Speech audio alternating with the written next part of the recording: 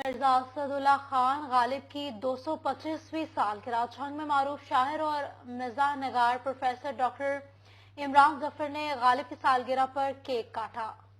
اسی پر مزید بات کرتے ہیں وسیم عزیز سے۔ جی وسیم بتائیے گا۔ یہ بالکل معروف شاعر اور ادیب مرزا اسد اللہ خان غالب کی آج 225ویں سالگرہ منائی جا رہی ہے۔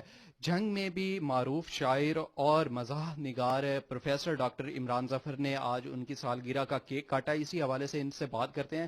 سر، مرزا اسد اللہ خان غالب کی ادب میں بہت ساری خدمات ہیں، اس بارے میں کیا کہنا چاہیں گے آپ؟ غالب نے کہا تھا کہ ہیں اور بھی دنیا میں سخنور بہت اچھے، کہتے ہیں کہ غالب کا ہے انداز بیاں اور اردو ادب سے اگر غالب کو نکال دیا جائے تو میں سمجھتا ہوں اتنا بڑا نام کوئی بھی نہیں بچتا۔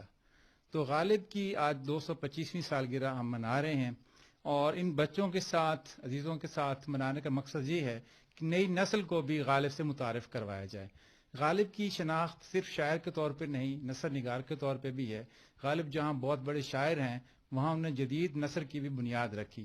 تو میں یہ سمجھتا ہوں کہ نئی نسل کو غالب کے ساتھ متعارف کرواتے رہنا چاہیے، اور اس طرح کی تقریبات ہوتی رہنی چاہیے تاکہ ہماری نسل جو ہے وہ غالب کو ایک عظیم شاعر اور ایک عظیم نثر نگار کے طور پر جان سکے۔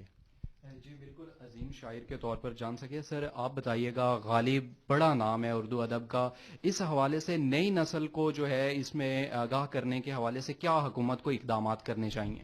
یہ اسکول لیول سے میرے خیال میں ایکٹیویٹی سٹارٹ ہونی چاہیے، ادب حصہ ہونا چاہیے ان کے کریکولم کا، اور فیض شناسی جیسے ہے، اسی طریقے سے اقبال شناسی ہے اور غالب شناسی ہے۔ آغاز تو غالب سے ہوا تھا، اقبال اور فیض بھی غالب کے معتقد ہے۔ تو یہ میں سمجھتا ہوں غالب خالی 19ویں صدی کے اور 20ویں کے نہیں، ہر آنے والی صدی کا ایک شاعر کے طور پر زندہ رہے گا۔ جی بالکل، غالب ہر آنے والی صدی کے شاعر کے طور پر زندہ رہیں گے۔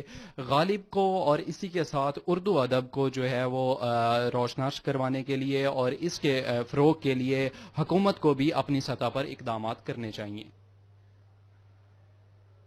بہت شکریہ وسیم عزیز اپڈیٹ کرنے کے لیے۔